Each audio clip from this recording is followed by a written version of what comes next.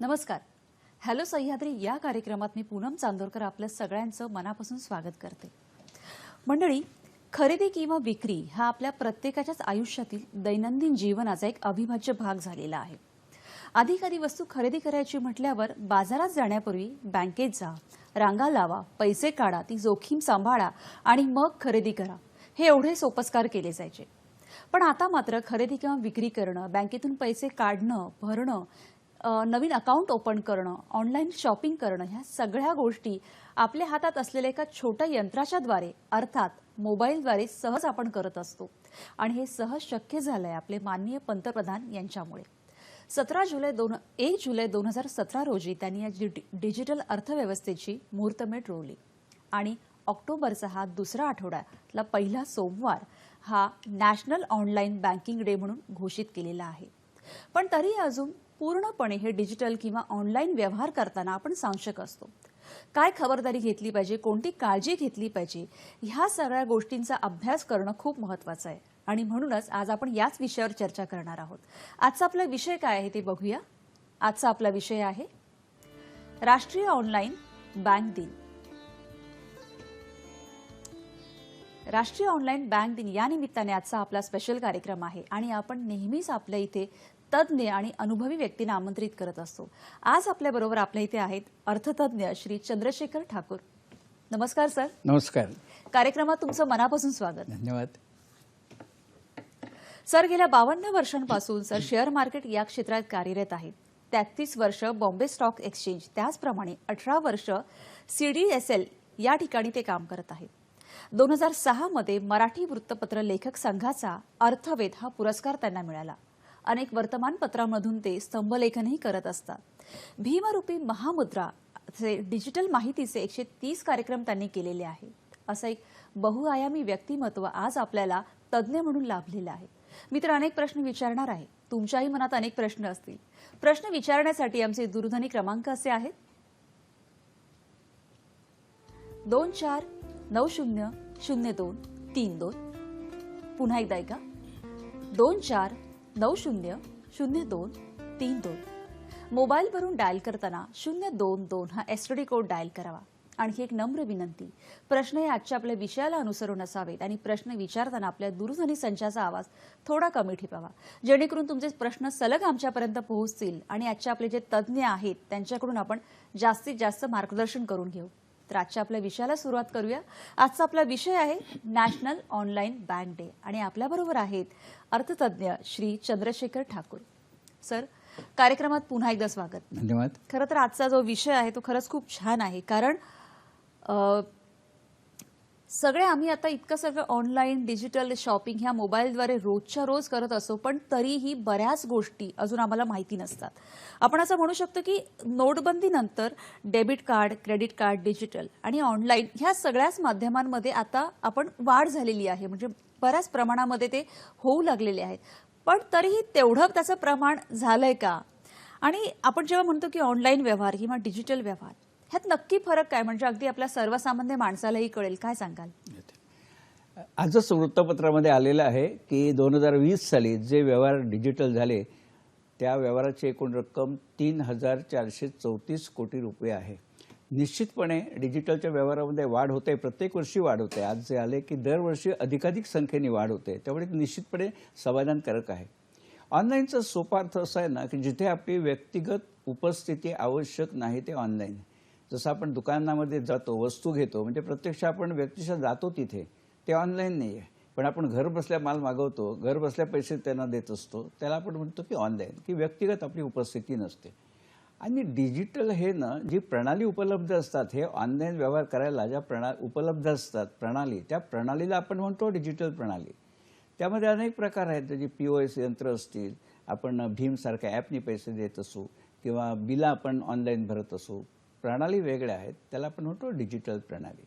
डिजिटलचा एक सोपा अर्थ असा आहे जिथे कागद नाही, पेन नाही आणि पेन्सिल नाही, ते डिजिटल. सोपा अर्थ आहे. कागद, पेन, पेन्सिल नाही, ते डिजिटल. म्हणजेच मग आपण ह्या ज्या चलनी नोटा आहेत किंवा चेक आहेत ते डिजिटल स्वरूपात नाही, अजिबात नाही, डिजिटल स्वरूपात अजिबात नाही. त्यामुळे हे व्यवहार कसे होतात की चेकद्वारे व्यवहार केले ना की ते चटकन होत नाही. तर पूर्वीच्या काळी मुंबईतल्या मुंबईत चेक पास व्हायला 2 दिवस लागत असत, बाहेरगावी 7 दिवस लागत असत. आता डिजिटलचे व्यवहार हे काही मिनिटामध्ये होतात, त्यामुळे तो एक फायदा आहे डिजिटल व्यवहारांचा. खरं आहे. पण आता हे जे आपण ऑनलाईन व्यवहार सर्रास करत असतो, मग या ऑनलाईन प्रणालीमुळे बँकांच्या व्यवहारावर काही परिणाम झालाय का? म्हणजे आणि बँक आणि ग्राहक यांना काय फायदा झालाय? तसंच सृष्टीचा नियम आहे, विहीर खोदली की बाजूला मातीचा ढीग लागतो. तसं एकाचा जो फायदा असतो ना, तर दुसऱ्याचा तोटा असतो. आता बँकांच्या दृष्टीने आणि ग्राहकाच्या दृष्टीने दोन्ही दृष्टीने आपण बघू. कल्पना करा, पूर्वी ज्यावेळी डिजिटल वगैरे नव्हतं त्यावेळी मला 25,000 रुपये मला गावाला पाठवायचे आहेत घरी वडिलांना. तर मला बँकेतनं डिमांड ड्राफ्ट खरेदी करायला लागायचा. तो डिमांड ड्राफ्ट मिळण्यासाठी बँक मला 25 रुपये कमिशन घेत असे. तो डिमांड ड्राफ्ट हरवू नये म्हणून तो रजिस्टर पोस्टाने पाठवायला लागायचा, त्याला 25 रुपये लागत असत. प्रत्यक्षात मी बँकेत जातसे माझा वेळ जातो. बँकेमध्ये डिमांड ड्राफ्ट टाईप करणारा माणूस वेगळा, बनवणारा वेगळा असतो. त्या दोघांचे मनुष्यबळ जातं. त्यामुळे हे सगळं वाचलं आणि हे सगळं व्हायला 4 दिवस लागत तो डिमांड ड्राफ्ट पोस्टाने पोचायला आणि क्लिअर व्हायला 2 दिवस, म्हणजे 6 दिवस लागत असत. आता ऑनलाईनद्वारे काय होतं, मी घरबसल्या पैसे पाठवतो आणि 6 मिनिटात समोरच्या माणसाला ते मिळत असतात. त्यामुळे हा ग्राहकाच्या दृष्टीने फायदा झाला आहे. आणि बँकांच्या दृष्टीने फायदा असा आहे की त्यांचं मनुष्यबळ वाचलं आणि वेळ वाचला. पण मग हे डिमांड ड्राफ्ट किंवा त्याच्यावरचं उत्पन्न घटते असं काही नाही वाटत का? मगाशी म्हटलं तसं, बँकामध्ये जी माणसं बसलेली असतात ते अतिशय हुशार असतात, ते आपलं नुकसान कधीच होऊ देत नाहीत. त्यांनी काय केलं, हे जर तुमचं बंद झालं ना, त्याच्या बदली त्यांनी उत्पन्नाचे मार्ग शोधले ना, कारण सरकारने त्यांना सांगितलं आहे की तुमच्या उत्पन्नाचे मार्ग वाढवायचा तुम्ही बघा. मग त्यांनी आता काय केलं की समजा मी तुम्हाला चेक दिला आणि माझ्या खात्यात पैसे नसतील तर तो चेक रिटर्न होतो ना. मग बँक मला दंड करते का, तुझ्या खात्यात पैसे नसताना चेक दिलास म्हणून. म्हणजे एका प्रकारे बँकेने उत्पन्नाचा मार्ग शोधला. थोड्या दिवसांनी बँक आणखी पुढे गेली की तुम्ही तो चेक भरलात, तुम्हाला पण दंड करायला लागले. आता त्याच्यात तुमचा दोष काहीच नाही, माझ्या खात्यात पैसे नाही त्याच्यात तुमचा दोष नाही, पण बँक तुम्हाला पण दंड करते. म्हणजे त्यांनी उत्पन्नाचा मार्ग वाढवलाय. दुसरी गोष्ट की किमान शिल्लक, बँक म्हणते की किमान खात्यामध्ये 1,000 रुपये शिल्लक ठेवा. आणि 2 दिवस जरी तुमच्या खात्यामध्ये 1,000 रुपये बॅलन्स नसेल ना, तर बँक पूर्ण 3 महिन्यासाठी तुम्हाला दंड आकारते. 3 महिन्यासाठी. म्हणजे त्यांनी उत्पन्नाचा मार्ग शोधून काढला. पूर्वी बँकाच्या ATM मधनं हवे तेवढ्या वेळा तुम्ही पैसे काढू शकत असत. आता बँक म्हणते 5 वेळा काढा फ्री, 6व्या वेळा काढला तर 20 रुपये लावू. म्हणजे केलं. तुम्ही बँकामध्ये काउंटरवरती पैसे भरता, ते पैसे काउंटरवर भरलेत किंवा काउंटरवरनं काढले तरी बँक चार्ज लावते. तुम्ही 80,000 रुपयाच्या नोटा भरल्यात तर नोटा मोजायला त्यांना त्रास होतो म्हणून त्याला कॅश हँडलिंग चार्जेस म्हणून लावते. त्यांनी उत्पन्नाचे भरपूर मार्ग शोधून काढले. त्यामुळे तो जो त्यांचं नुकसान झालं ना, त्याच्या काही पटीने ते आता बँका फायद्यामध्ये आहेत. म्हणजे आपण असं म्हणू शकतो की नफा आणि तोटा दोन्ही बरोबर आहेत. नक्की. सर, 2016 साली 500 आणि 1000च्या नोटा ह्या रद्द झाल्या आणि मग ह्या ऑनलाईन बँकिंग प्रणालीला किंवा लोक जास्त प्रमाणात हा व्यवहार करू लागले. पण समाधानकारक स्वरूपात आज आपण तो व्यवहार करतोय का? निश्चित करतोय. आपण ज्यावेळी रस्त्याने जातो ना, त्यावेळी बघतो की रस्त्यावरती चहा विकणार असतो ना, ते 5 किंवा 6 रुपये त्या कटिंग चहाची किंमत असते. तिथे सुद्धा तुम्हाला त्याने लिहिलेलं असतं की मी डिजिटल स्वीकारतो म्हणून. म्हणजे डिजिटलचे अनेक मार्ग आहेत. तो असं म्हणत नाही 6 रुपये रोख द्या म्हणून. त्याची तयारी असते. जसं आपण भाजीवाल्याकडे गेलो, भाजीवाला देखील डिजिटल पद्धतीने पेमेंट आपल्याकडनं स्वीकारत असतो. छोटे छोटे दुकानदारांपासून STचं रिझर्वेशन, रेल्वेचं रिझर्वेशन, मोठे मॉल्स, दुकानं, सगळीकडे यंत्रणा असते जी डिजिटल, त्याद्वारे पैसे स्वीकारतात. त्यामुळे निश्चितपणे फरक पडलेलाच आहे आणि सुद्धा वाढही झालेली आहे व्यवहारामध्ये. खरं आहे. म्हणजे जसं तुम्ही सांगितलं की ही ऑनलाईन जी प्रणाली आली किंवा डिजिटल स्वरूपात हे जे आज आपण व्यवहार करतो ते खरंच सगळ्यांच्याच फायद्याचे आहेत. म्हणजे पूर्वी जसं मी सांगितलं की सुरुवातीला वस्तू घ्यायची म्हटलं की बँकेत जा, रांगा लावा, पैसे काढा, ती जोखीम, ते पैसे सांभाळून मग ती घ्या. आता खरंच किती सोपं झालेलं आहे नाही की एका क्लिकवर आपण सगळं करत असतो.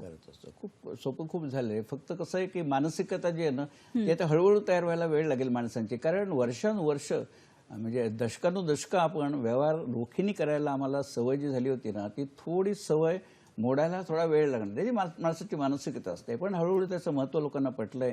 आणि मध्यंतरी नोटाबंदी झाल्यावर काय झालं की इलाजच नव्हता, गळ्यापर्यंत आलं होतं. त्यामुळे मग लोकांनी करायला सुरुवात केली होती. आता नोटा पुन्हा मुबलक मिळायला लागल्या, त्यामुळे परत तो थोडासा फ्लो जो आहे तो कमी झाला. खरं. आता सर तुम्ही जो शब्द वापरला की मानसिकता बदलायला वेळ लागेल, मला असं वाटतं त्या मानसिकतेमागे लोकांचा विश्वास होता की म्हणजे मी स्वतःच्या हाताने माझे पैसे घेऊन जातोय, स्वतः बँकेत भरले, तो विश्वास. आता ऑनलाईनमध्ये आपल्याला पैसे दिसत नाहीत आणि व्यवहार होत असतात, तर तो विश्वास परत येणं किंवा तो संपादन करणं ह्यात थोडा फरक आहे असं वाटतं का?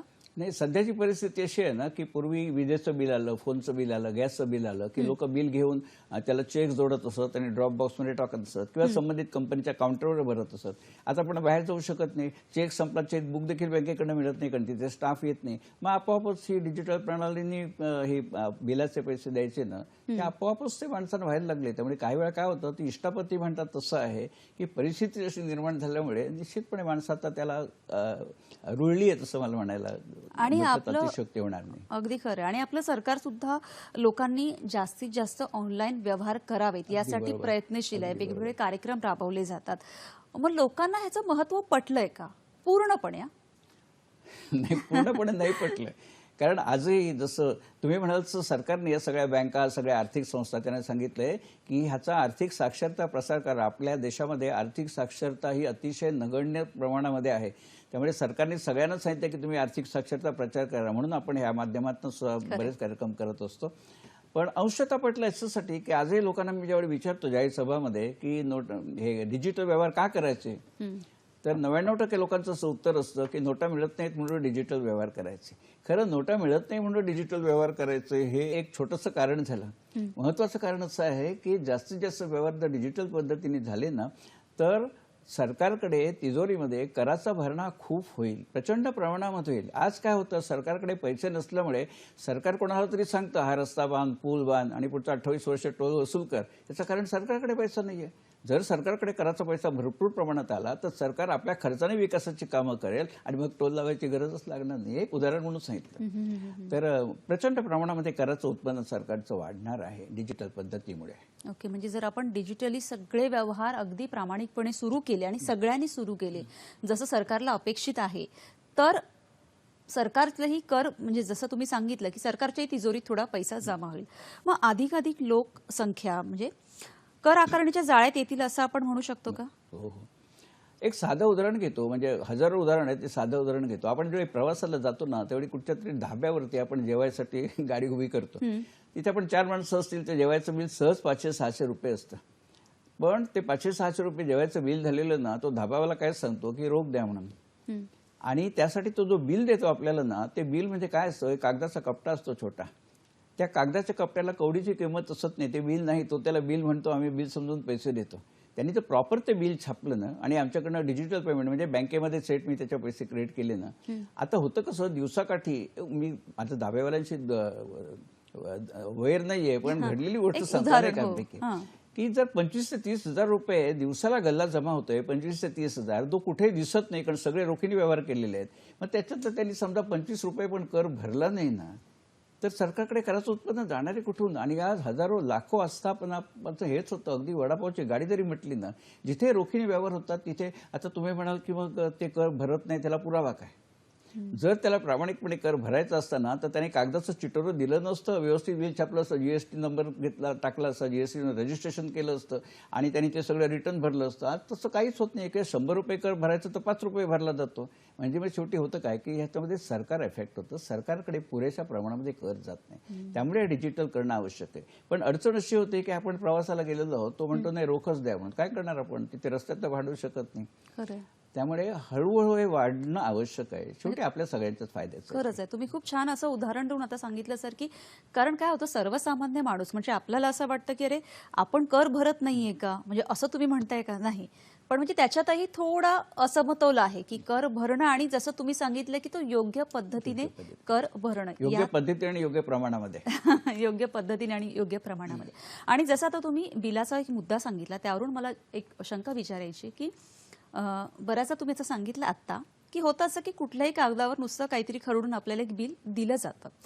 आणि मध्यंतरी असं होतं की बऱ्याचदा आपण एखादी वस्तू किंवा बऱ्याचशा वस्तू खरेदी केल्यावर आपण बिल मागतच नाही.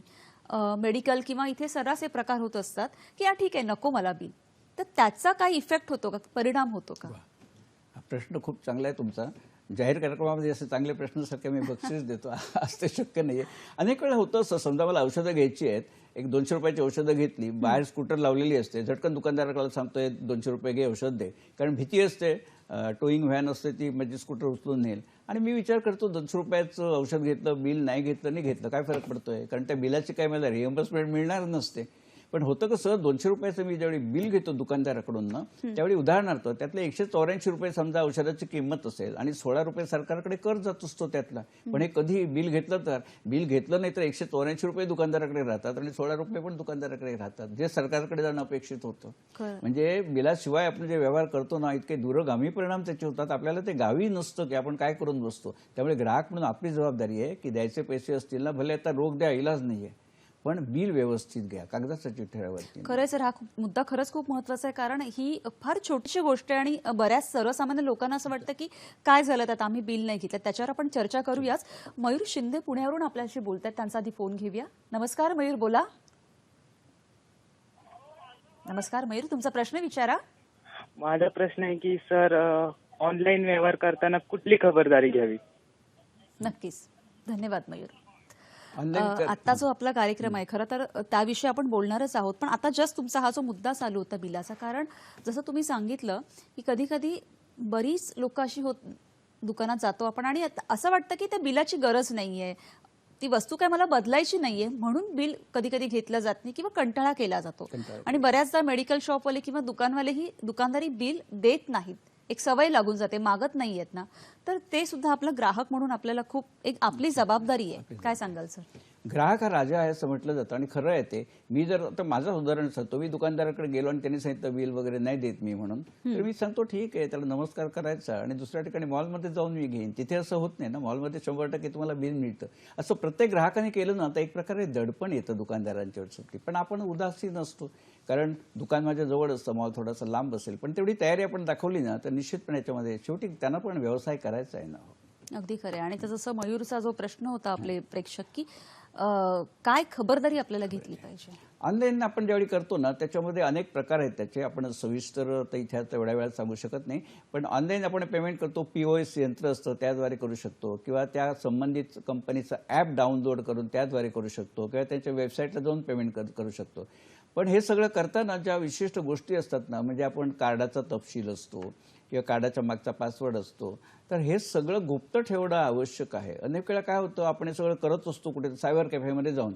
सायबर कॅफेमध्ये जाऊन ही जर गोष्ट केली ना, पहिली गोष्ट ही जी पेमेंट्स आपण करतो ना, कधीही सायबर कॅफेमध्ये जाऊन करायच्या नाही. त्याचं कारण असं, तिकडे कॅमेरे लागले असतात, आपल्या हातात कार्ड असतं, ते कॅच करू शकतात ना ते कार्डाचा तपशील सगळा. हे व्यवहार घरून करायचे.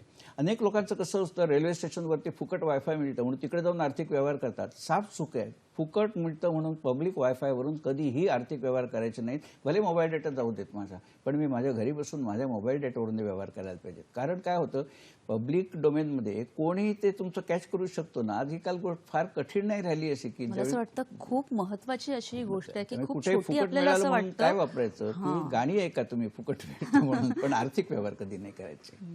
म्हणजे आणि सर आता जसं तुम्ही सांगितलं की ऑनलाईन पद्धतीने व्यवहार करायचं, कोणकोणते प्रकार आहेत अजून असे? याच्यामध्ये पहिली गोष्ट आपल्याला सर्वसामान्य लोकांना जे लागतं ना, ती बिलं भरणं. म्हणजे विजेचं बिल, गॅसचं बिल, टेलिफोनचं बिल, हे जर भरायचं असेल तर पहिली गोष्ट त्या ज्या कंपन्या आहेत, वीज company, gas company, telephone company, त्यांचे ॲप असतात ना, ती ॲप आपण पहिली मोबाईलवरती डाउनलोड करायला लागतात.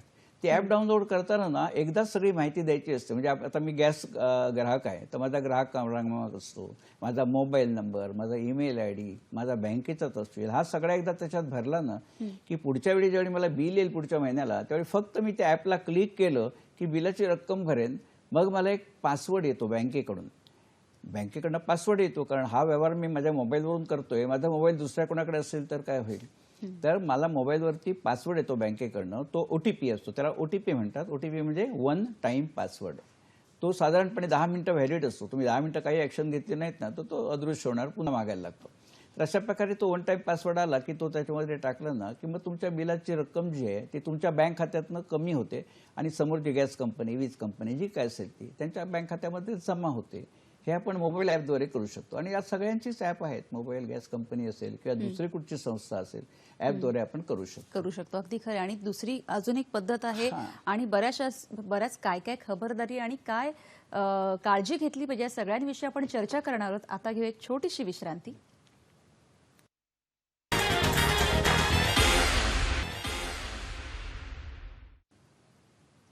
विश्रांतीनंतर हॅलो सह्याद्री या कार्यक्रमात सगळ्यांचं पुन्हा एकदा स्वागत. आज आपण नॅशनल ऑनलाईन बँक डे याविषयी बोलत आहोत आणि आपल्याबरोबर आहेत अर्थतज्ञ श्री चंद्रशेखर ठाकूर. सर, विश्रांतीला जाण्यापूर्वी आपण वेगवेगळ्या प्रणालींबद्दल बोलत होतो, तर दुसरी अजून एक पद्धत आहे, ती कोणती, काय सांगाल?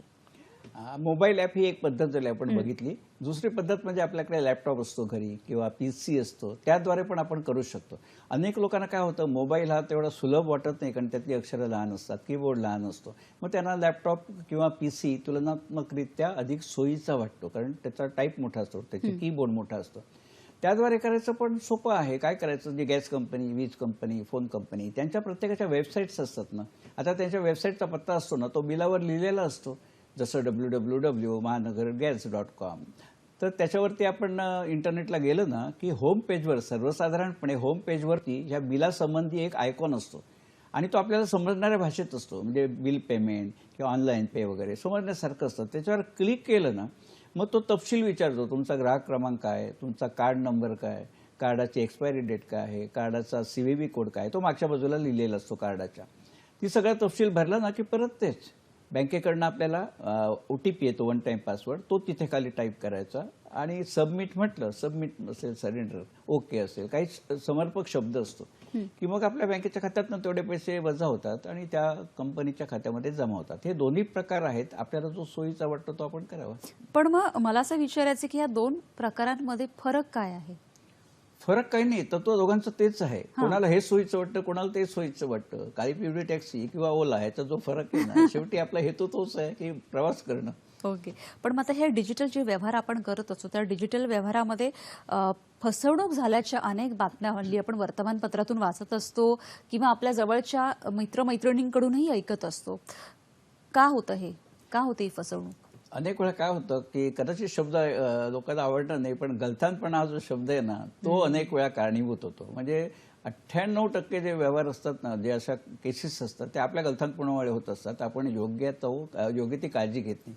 आता पहिली गोष्ट, आपल्या बँकेत खातं असेल ना की बँक आपल्याला वारंवार मेसेज पाठवत असते, वारंवार, की आम्ही फोनवरून तुम्हाला कधीही तुमच्या खात्याचा तपशील विचारणार नाही, तुमच्या ATM कार्डाचा तपशील विचारणार नाही.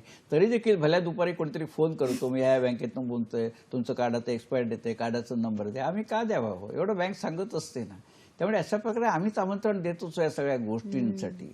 आणि दुसरी गोष्ट, कार्डाचं तुम्ही म्हणता की अनेक वेळा काय होतं, आपण दुकानामध्ये जात असतो, मग तो दुकानदार म्हणतो, हॉटेलमध्ये गेलो, रस्त्यावर प्रवास करताना तिथे आपण कार्डाने पेमेंट करत असतो, तिथे त्यांच्याकडे एक यंत्र असतं, ज्याला POS मशीन म्हणतात, पॉइंट ऑफ सेल. ते यंत्र असतं, तर त्याच्यामध्ये आपण कार्ड टाकतो. तर आपली जबाबदारी आहे की कार्ड आपणच स्वाईप करायचं, आपणच पासवर्ड टाकायचं त्याच्यामध्ये. तर अनेक लोक काय करतात की तो पासवर्ड टाकत असताना असा आपण हात धरला पाहिजे ना, आवश्यक आपलं जबाबदारी आहे की आपण पासवर्ड टाईप करताना कीबोर्ड काय टाईप करतोय कोणाला कळून नाही, म्हणून हात धरायला किती वेळ लागतो का, त्याला काही पैसे पडत नाहीत. पण तेवढी जर काळजी आम्ही घेणार नसतो ना, मग त्या दुकानदाराला कळतं ना तुमचा पासवर्ड हा आहे म्हणून. आता तुम्ही हातात कार्ड फलकावता, असं असं वरती कॅमेरा लागलाय, त्याने एकदा असं केलं, एकदा असं केलं, तो नंबर कॅप्चर झाला, त्याला तपशील मिळाला ना आवश्यक. म्हणजे आम्ही काय करत असतो ना, ते आम्हाला कळतही नसतं, नकळतपणे, आणि मग आम्ही दोष देत असतो यंत्रणेला, म्हणजे असं झालं तसं झालं. म्हणजे किती छोटीशी गोष्ट आहे. आणि मला असं वाटतं की आता हॉटेलच नाही तर सहज किराणा मालाच्या दुकानात गेल्यावर, अगदी दूध केंद्र कुठेही गेल्यावर, आजकाल हे जे ऑनलाईन शॉपिंगचं सुरू झालंय किंवा व्यवहाराचं, तर त्या यंत्राद्वारे आपण सहज आपल्या कार्ड देत असतो. तुम्ही पुण्याला जाताना मुद्दाम लक्ष ठेवा, अनेक लोक काय करतात की टोल नाका असतो ना, तिथे तो टोल नाक्यावरचा कर्मचारी ते यंत्र तुमच्या जवळ ड्रायव्हरच्या पर्यंत तो देतो आणि सांगतो तुम्ही टाईप करा म्हणून. अनेक लोक कार्ड त्या माणसाकडे देतात आणि सांगतात तू आठ कर, आणि पासवर्ड देखील तिथून सांगतात त्याला, 132 कोड जो काय असेल तो. म्हणजे त्याला तुम्ही कार्ड दिलं, त्या कार्डाचा तपशील त्यांनी स्कॅन केला, तुम्ही पासवर्ड त्याला दिला, मग आणि काय पाहिजे, त्याला आवश्यक ती माहिती मिळाली ना. त्यामध्ये सर असं हे व्यवहार करताना अजून काय काळजी घेणं अपेक्षित आहे? कारण सर्वसामान्य जसा आपला एक माणूस असतो, जो ग्राहक असतो, तो ह्या पद्धतीने आपण आता सर्रास शॉपिंग करत असतो किंवा खरेदी करत असतो.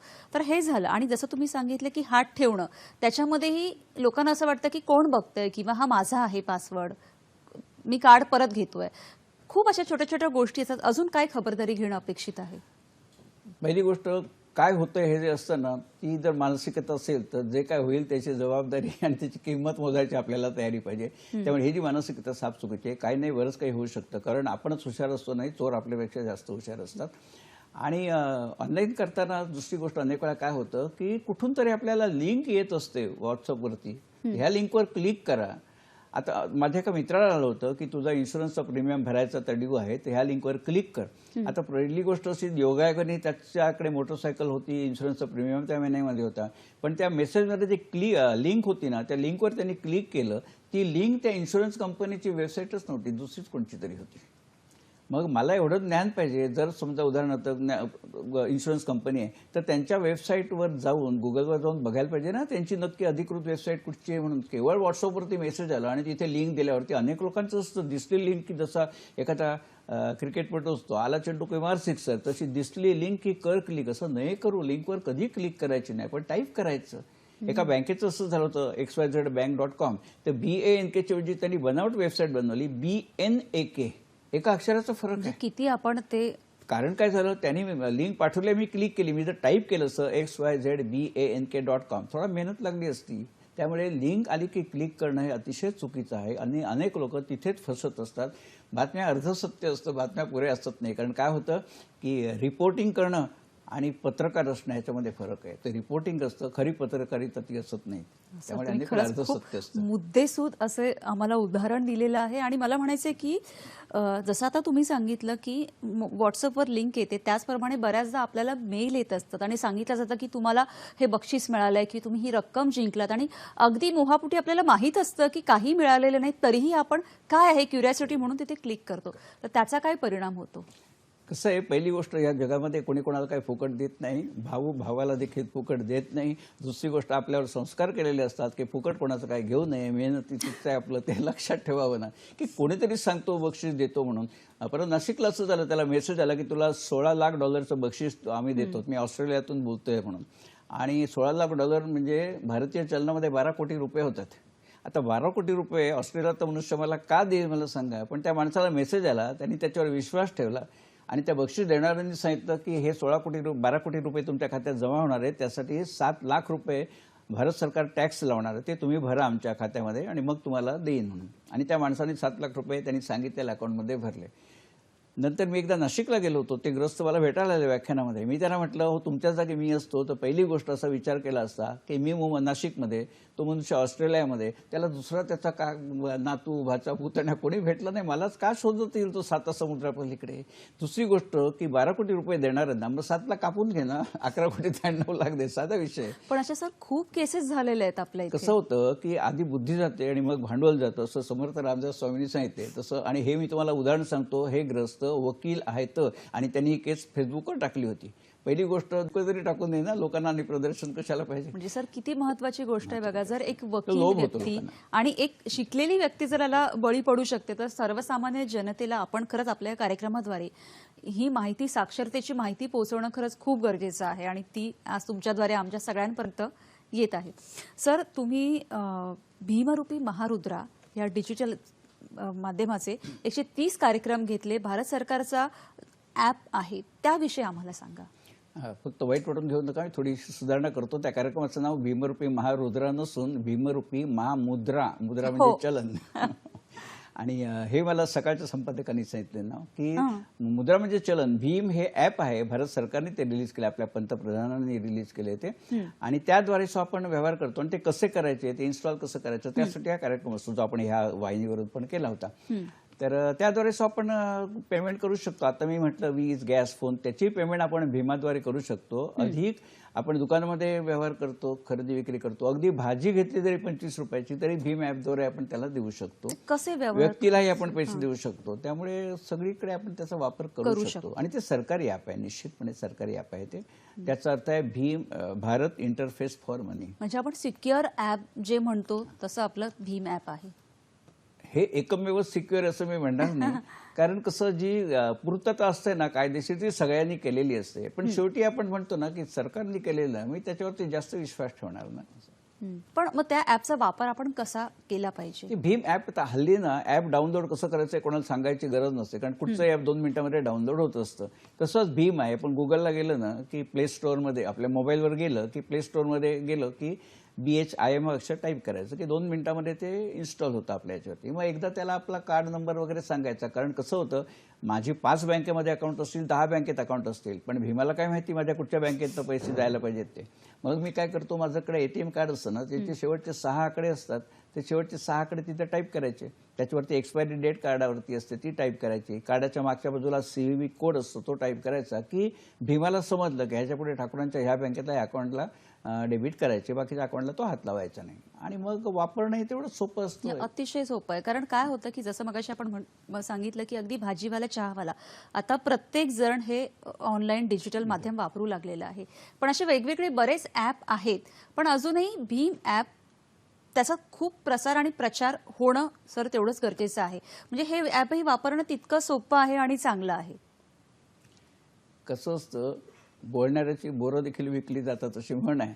तसं ज्याचा जास्तीत जास्त जाहिरात होते ना, ते लोकांच्या लक्षात राहतं. भीमाची तेवढी जाहिरात झालेली नाहीये, म्हणजे इतरांच्या प्रमाणामध्ये. पण नेहमी व्याख्यानाद्वारे नेहमी बँका हेच सांगत असतात की भीम हे ॲप आहे, वापरायला अतिशय सोपं आहे आणि त्याद्वारे एका वेळी तुम्ही 20,000 रुपये पाठवू शकता. हे मी आताच सांगतोय, कारण हे नियम असतात ते बदलत असतात. एका वेळी तुम्ही 20,000 रुपये कोणाला देऊ शकता आणि एका दिवसातनं 40,000 जास्तीत जास्त. आता 2 लाख कोणाला पाठवायचे, माझा मुलगा बँगलोरला आहे, तर त्याला 2 लाख मी भीमाद्वारे पाठवू शकत नाही. मग रोज 40,000 पाठवेन, किंवा मग एकदाच एखाद्या बँकेत जाऊन मी RTGS पाठवू शकतो. पण आपली गरज आहे ती भीमाने भागू शकते. ओके सर, एक फोन घेऊया आणि आपली चर्चा अशीच पुढे चालू ठेवूया. भुजंग कराड आपल्याशी बोलतायत पुण्यावरून. नमस्कार. नमस्कार भुजंगजी, बोला. भुजंगजी तुमचा प्रश्न नमस्कार विचारा. मॅडम, मी भुजंग कराड पुण्यावरून बोलतोय. ऍक्च्युली मला अशा वेळेस काही प्रसंगाला सामोरं जावं लागलं की बँकेच्या नावाखाली काही मेसेज आले ICICI बँकेच्या, आणि ज्यावेळेस आपण ते डिटेल मागवतात आणि आपण डिटेल मागवल्यानंतर आपण द्यायला इग्नोर करतो, कॉल पूर्णपणे कट करून टाकतात. अशा वेळेस नेमकी याची पत योग्य आहे? नक्की. म्हणजे लिंकवर भुजंगजी, हॅलो. ठीक आहे. बरं, फोन कट झालेला आहे. ज्यावेळी असे व्यवहार होतात ना, की आपण केलेलेच नाही, आपल्या नावाने दुसऱ्या कोणीतरी केलेले, तर पहिली गोष्ट आपल्याला मेसेज येतो बँकेकडनं, त्यावेळी आपल्याला कळतं असा व्यवहार झालाय म्हणून. ताबडतोब बँकेला आपण जाऊन कळवणं आवश्यक आहे. पहिली गोष्ट त्यांच्या फोनवरती, आणि नंतर मग लेखी, की मग काय होतं, बँकेला कळतं आणि मग तो व्यवहार जो आहे ना त्याची चौकशी केली जाते आणि मग आपल्या खात्याचे पैसे वरते वजा झालेले असतात ना, तर बँकेलाही कळतं की हा व्यवहार तुम्ही केलेला नाही म्हणून. उदाहरणार्थ समजा मी रेल्वेचं रिझर्वेशन मी केलेलंच नाहीये, दुसऱ्या कोणीतरी माझ्या नावावरती माझा कार्ड वापरून केलंय ना, तर मग बँक चौकशी करते आणि पैसे परत होतात. थोडासा आपल्याला फॉलोअप करायला लागतो त्यासाठी, पण तक्रार करणं आवश्यक आहे. तसं अनेक वेळा होतं की ATM मध्ये सुद्धा आपण अमाऊंट टाकतो, पासवर्ड टाकतो आणि पैसे येत नाहीत, पण खात्यात पैसे डेबिट होतात. मग त्यावेळी सुद्धा त्या बँकेकडे लेखी तक्रार करणं आवश्यक आहे. याचं कारण असं, बँक काय करते, मग चौकशी करते त्याची, कारण प्रत्येक ATM केंद्रामध्ये एक कॅमेरा बसवलेला असतो, त्याच्यामधनं कळत असतं आपण आत गेल्यापासून बाहेर पडेपर्यंत काय काय केलं. मग तिथे दिसतं ना माझ्या हातात नोटा आल्याच नाही म्हणून. त्यामुळे तक्रार करणंही महत्वाचं आहे, गप्प बसून उपयोग नाही. खरं आहे, तक्रार करणं आणि त्याचं फॉलोअप करणं हे खूप महत्वाचं आहे. सर, आता जसं तुम्ही सांगितलं की भीम ॲप हा जो आपला भारत सरकारचा ॲप आहे, त्याच्यामध्ये ॲप डाउनलोड करून ती जी माहिती असते ती आपण त्याच्यामध्ये भरतो. पण आता सध्या बाजारामध्ये इतरही अनेक ॲप उपलब्ध आहेत, पण त्यावेळेला ते ॲपही वापरताना त्यामध्ये आपण जी माहिती भरतो तर ते कितपत योग्य आहे? कसं असतं, ज्यावेळी आपण ॲप वापरतो ना त्यावेळी निश्चितपणे माहिती देत असतो. आता प्रत्येक ॲप आपण डाउनलोड करताना बघा, तो आपल्याला 10 प्रश्न विचारतो, हे करू का, ते करू का, ते करू का, ह्याला ऍक्सेस घेऊ का, फोटोला ऍक्सेस घेऊ का, कॉन्टॅक्टला ऍक्सेस घेऊ का, आणि आपण सगळ्याला हो हो म्हणत असतो. कारण असं की नाही म्हटलं तर ते ॲप डाउनलोड होणारच नसतं. मग मला सांगा की ॲप डाउनलोड करणं हे एवढं धोक्याचं आहे. जर तुम्हाला माहिती असेल ही ॲप ज्याचं आहे ती कंपनी कितपत विश्वासार्ह आहे, कोण आहे, तरच ते ॲप डाउनलोड करावं. फुकट मिळतं म्हणून कधीही करू नये. अनेक वेळा काय होतं की आपण ती माहिती हो हो म्हणत जातो त्याला. समजा कोणी सांगितलं तुम्हाला 5,000 गाणी मोहम्मद रफीची एका क्लिकवरती मिळतील, हे ॲप डाउनलोड करा. मग ते ॲप डाउनलोड करायसाठी तुम्हाला माझा जर बँकेचा तपशील विचारत असेल ना, तर मी तिथेच थांबायला पाहिजे ना. रफीची गाणी ऐकायला बँकेचा तपशील कशाला पाहिजे? पण तो आम्ही देऊन बसतो. त्यामुळे फुकटचं कुणी देतंय म्हणून कुठचंही अनोळखी ॲप डाउनलोड करू नका, कारण त्याच्यामध्ये हा धोका आहे की आपला सगळा तपशील आपण त्यांना देत असतो नकळतपणे. खरं आहे अगदी. सर, हे ऑनलाईन आपण जे व्यवहार करत असतो, समजा कधी समोरच्या व्यक्तीला आपल्याला पैसे द्यायचे असतील तर त्यावेळेला काय खबरदारी घेणं जास्त गरजेचं आहे? समोरच्या व्यक्तीला पैसे द्यायचे असतील त्यावेळी पहिली गोष्ट त्याच्याकडनं जो तपशील आपण घेतो ना तो तंतोतंत तसा एंटर करणं आवश्यक आहे. समोरच्याकडून तपशील काय घेणार की त्याचं नाव, त्याच्या बँकेचं नाव, बँकेचा IFSC कोड आणि रक्कम हे व्यवस्थित जर एंटर केलं ना तर काही होण्याची शक्यताच असत नाही. पण अनेक वेळा लोक काय करतात, आता उदाहरणार्थ स्टेट बँकेचं त्यांच्याकडे 2 प्रकार आहेत. समोरच्याला तुम्ही पैसे देणार, तो स्टेट बँकेचा ग्राहक असेल का तर अमुक ह्याच्यावर क्लिक करा, आणि समोरचा मनुष्य स्टेट बँकेचा ग्राहक नसेल तर ह्याच्यावर क्लिक करा. मग मी चुकीच्या ठिकाणी क्लिक केली ना, मग तो 1134 नंबर उदाहरणार्थ तो दोन्ही ठिकाणी असणार आहे ना. त्यामुळे आपण काळजी घ्यायला पाहिजे, मी कशावरती क्लिक करतो आणि काय एंट्री करतो ते शांतपणे करणं आवश्यक आहे. तिथे का आपल्याला कोणी मानेवर सुरी ठेवलेली असत नाही 2 मिनिटात आटप म्हणून, शांतपणे हे सगळं करावं. आणि आता जसं तुम्ही IFSC कोडचं बद्दल सांगितलं, त्याचं वैशिष्ट्य काय? IFSC पहिली गोष्ट, आपण त्याला सगळे लोक IFSC कोड म्हणतात, ते चुकीचं आहे. IFS कोड, तो कोडमधला C आहे, तो आपण सगळे लोक IFSC कोड म्हणतात. इंडियन फायनान्शियल सिस्टीम कोड असं म्हणतात. ते कसं आहे, तुमचा आता मोबाईल नंबर आहे ना किंवा माझा मोबाईल नंबर हा युनिक आहे. माझा मोबाईल नंबर किंवा तुमचा मोबाईल नंबर संपूर्ण देशामध्ये दुसऱ्या कोणाचा असणार नाही. आपली जी आयडेंटिटी आहे म्हणून बँक आपल्याकडे मोबाईल नंबर घेते अकाउंटमध्ये. आता हा जसा माझा मोबाईल नंबर ही माझी युनिक आयडेंटिटी आहे ना, तसा IFSC कोड हा 11 आकड्याचा असतो. त्या प्रत्येक बँकेच्या शाखेची ती स्वतंत्र ओळख असते. एका बँकेच्या ब्रँचचा IFSC कोड दुसऱ्या बँकेच्या कुठच्याही ब्रँचचा असणार नाही. त्यामुळे एकदा IFSC कोड मिळतो आपल्याला, कळला ना 11 आकडी, की त्याच्यावरनं कळतं बँक कुठची आणि त्याची ब्रँच कुठची. त्यामुळे बँक कुठची, ब्रँचचं नाव टाकायला लागत नाही, IFSC कोड टाकायचा आणि अमाऊंट टाकायची आणि अकाउंट नंबर टाकायचा, की हे सगळं व्यवहार होत असतात. अगदी खरं. आणि आपण ह्या जेव्हा इंटरनेट बँकिंग किंवा ऑनलाईन ह्याच्या सेवांचा वापर करत असतो त्यावेळेला सुद्धा नक्की काय खबरदारी घेतली पाहिजे हे आपण बघूयाच. आता वेळ झाली एका छोट्याशा विश्रांतीची. घेऊया एक छोटीशी विश्रांती.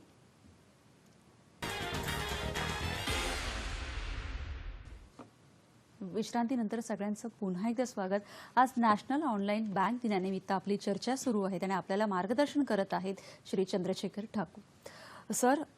मगाशी तुम्ही POS या यंत्राचा उल्लेख केला होता, तर त्याचा वापर नेमका कसा केला जातो आणि त्याविषयी अधिक सांगा.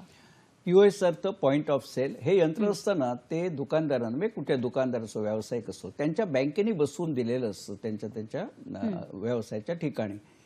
तर त्याद्वारे कसं होतं, समजा मला आता उदाहरण सांगतो, तर माझं गाव आहे देवगडला, आमच्याकडे नगरपंचायत आहे, त्यांनी हे POS यंत्र बसवलंय.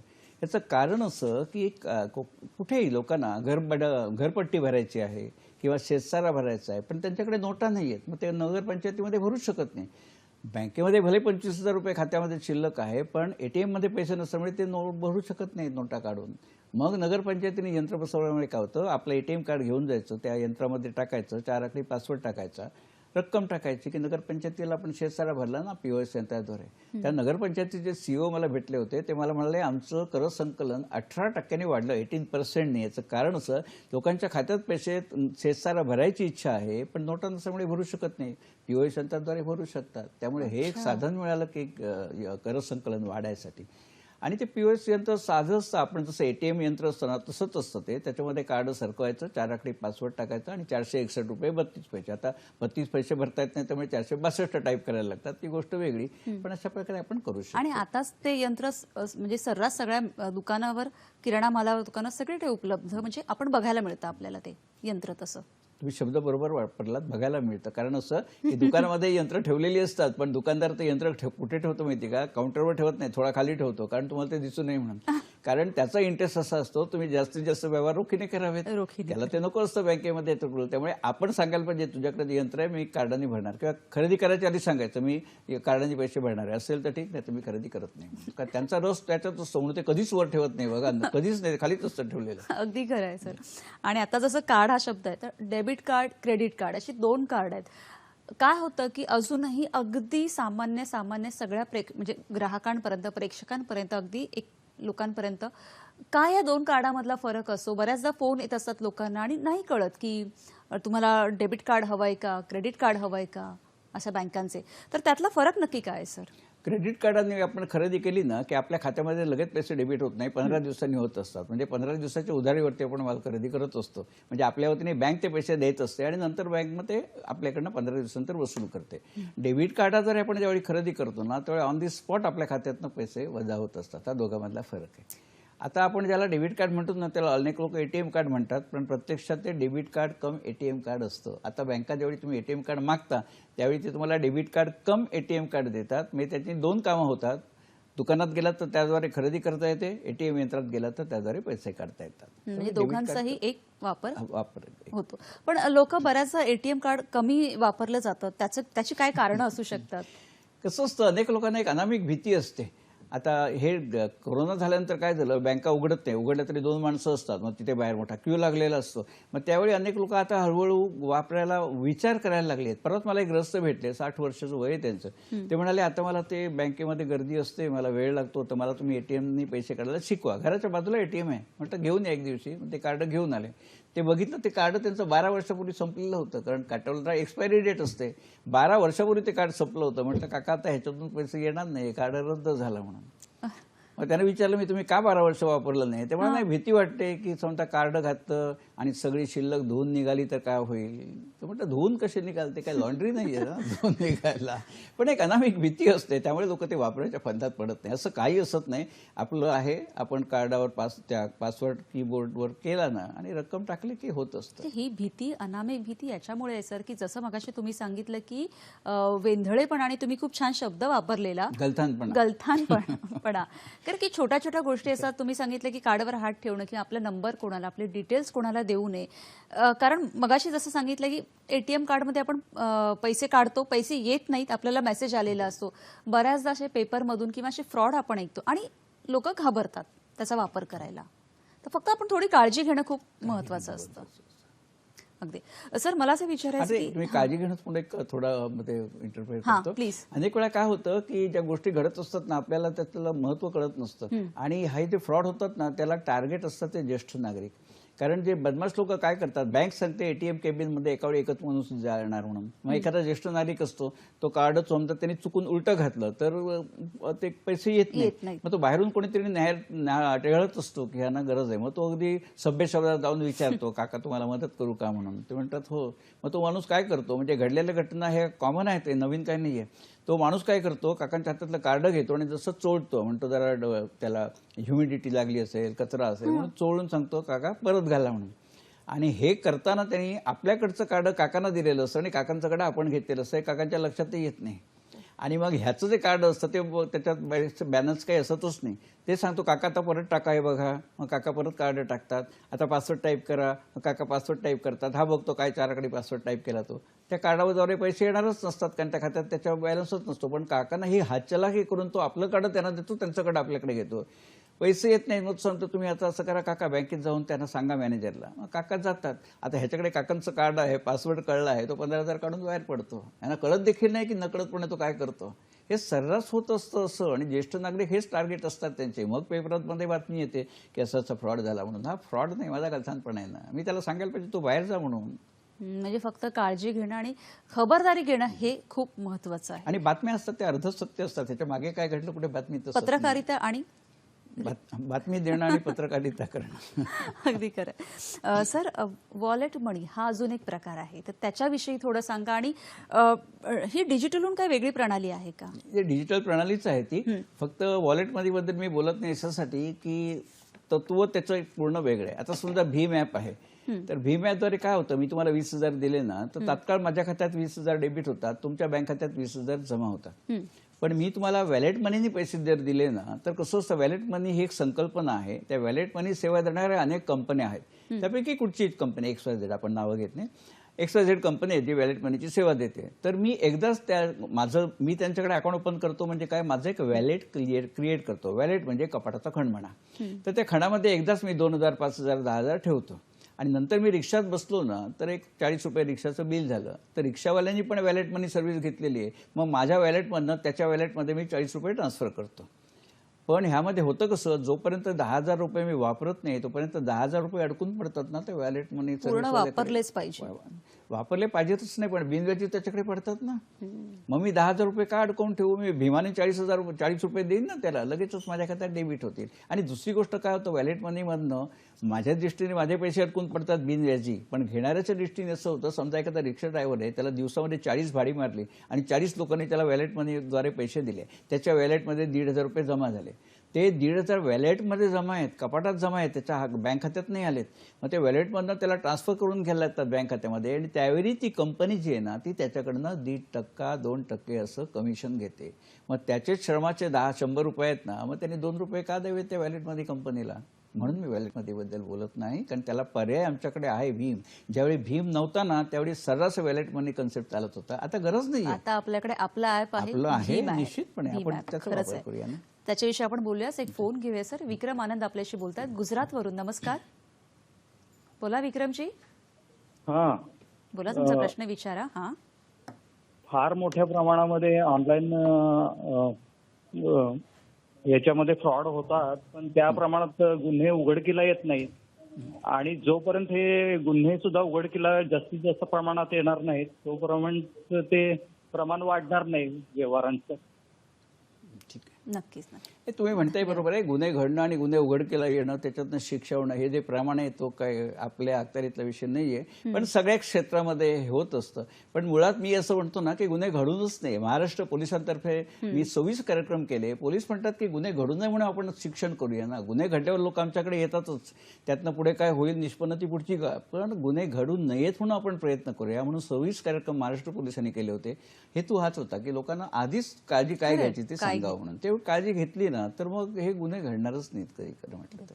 सर, आता हे डिजिटल माध्यम आपण वापरतोय त्याचा अजून एक फायदा खूप छान झाला की या चलनी नोटा, चेक यांचा वापर कमी झालाय, कागदाचा वापर कमी झालाय आणि पर्यायाने आपलं पर्यावरण अगदी बरोबर. चांगलं राहत आहे.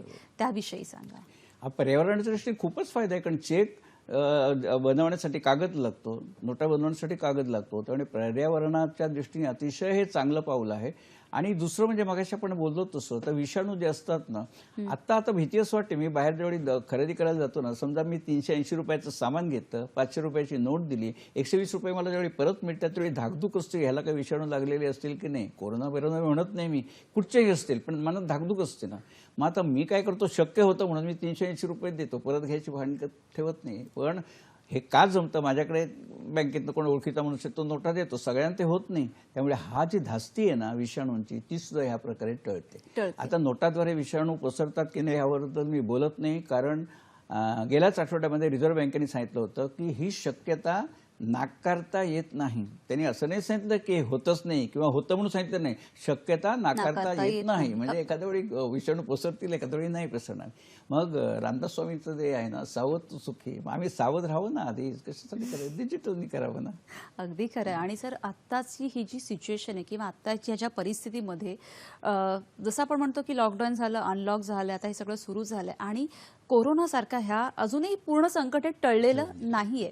पूर्वी बऱ्याचदा आपण आता दूरदर्शन ह्या माध्यमाद्वारे आपण बरेच कार्यक्रम केले, तेव्हा ज्या चलनी नोटा आहेत म्हणजे शक्यता आहे नाही ह्याच्यापेक्षा काळजी घेणं हे महत्वाचं आहे. त्यामुळे त्या नोटांना मग ते स्प्रे करणं किंवा मग त्यांना इस्त्री करणं, गरम करणं आणि ते हे सगळे प्रकार करण्यापेक्षा आपल्याकडे ऑनलाईन बँकिंग, डिजिटल माध्यम इतकं छान माध्यम उपलब्ध आहे आणि त्याचा वापर आता आपल्याला कळतोय, त्याची गरज आपल्याला कळते. बऱ्याचदा असं होतं की आता काही वेळेला आपल्या फॅमिलीज क्वारंटाईन होतात किंवा कुठे काय होतं आणि फक्त अरे माझे पैसे किंवा हे घे पैसे आण, याच्यापेक्षा आता फोनच्या याच्याद्वारे क्लिक केलं, दिलं, सामान तुमच्यापर्यंत घरी पोहोचतं. म्हणजे हा कोरोना किंवा या परिस्थितीला नियंत्रणात ठेवण्यासाठी सुद्धा याचा खूप मोठा वापर होत आहे. काय सांगाल सर? अतिशय चांगलं पाऊल आहे आणि हे करण्याएवढी ना आता आपण सक्षम आहोत. कारण तुला एक उदाहरण सांगतो, ज्यावेळी विजेचे दिवे आले ना इंग्लंडमध्ये पहिल्यांदा, त्यावेळी लोक ते वापरत नसत, कारण त्यांना वाटायचं या विजेचे दिवे आपल्या शरीरावर किती परिणाम करतील. आणि म्हणून सुरुवातीला लॉजिंग बोर्डिंगवाल्यांनी ते वापरायला सुरुवात केली. त्यावेळी लोक त्या लॉजमध्ये राहायला जात नव्हते, कारण ह्या दिव्यांनी परिणाम होईल. मग हळूहळू त्यांनी बोर्ड लावले लॉजिंगवाल्यांनी की हा वीज जी आहे ना ते दिवे आपल्या शरीरावरती काही परिणाम करत नाही. मग लोक राहायला गेले. मग लोकांना माहिती नव्हतं की दिवे लावायचे कसे, कारण पूर्वी काय होतं, संध्याकाळ झाले की मेणबत्ती लावायची काड्यापिटीने, ती सवय होती. त्यामुळे दिवा कसा लावायचा माहिती नाही, मग लोक मेणबत्ती शोधत असत. मग त्या लॉजवाल्यांनी बोर्ड, अजून ते चित्र आहे त्या फोटो, त्यांनी लिहिलेलं होतं तिथे लॉजवाल्यांनी की ह्यासाठी कॅन्डल वापरू नका किंवा काडेपेटी वापरू नका, भिंतीवरचा दिवा स्विच आहे तो फक्त फिरवा, म्हणजे दिवा कसा लावायचा आहे सांगायला लागायचं त्यावेळी. आपल्याकडे असं नाही आहे. आज आपल्या खेड्यामध्ये शाळेत न गेलेली स्त्री देखील विजेचा दिवा लावू शकते, तिला सांगायला लागत नाही. म्हणजे तेवढे आपण निश्चितपणे सक्षम आहोत.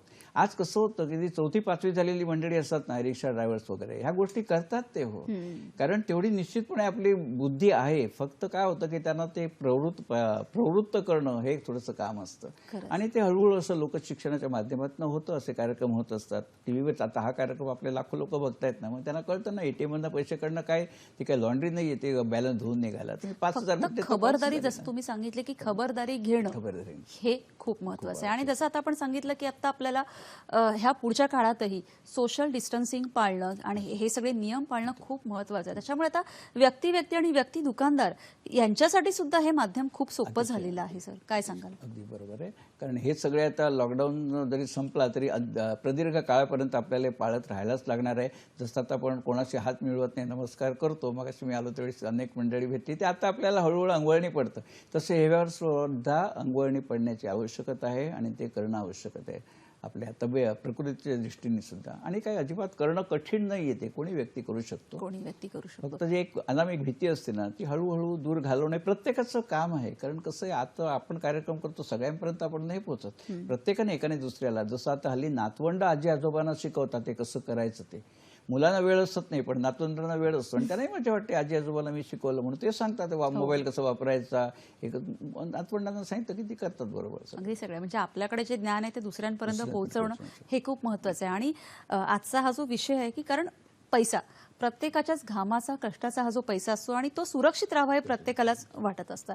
आणि आता हे जे ऑनलाईन डिजिटल पद्धतीने आपण व्यवहार करतो, फक्त खबरदारी घेणं ही गोष्ट खूप महत्वाची आहे. आणि जसं आता तुम्ही भीम ॲप आपला हा जो सांगितला की हा आपला ॲप आहे, आपल्या भारत सरकारचा ॲप आहे आणि त्याचा आपण जास्तीत जास्त वापर करणं खूप महत्वाचं आहे. त्यासाठी अजून काय सांगाल सर, की म्हणजे अजून सोप्या पद्धतीने की नाही त्याचा वापर जास्तीत जास्त आपण केला पाहिजे?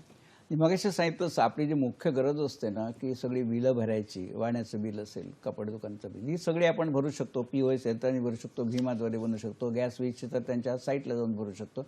मग उरलेली आपली म्हणजे ह्या प्रकारे आपली 95% गरज आहे ना ती यातनंच भागत असते. राहिलं काय 5% म्हणजे भिकाऱ्याला 2 रुपये द्यायचे, एक लिंबू घ्यायचं 5 रुपयाचं, एवढ्यापुरतीच नोटांची गरज लागणार आहे.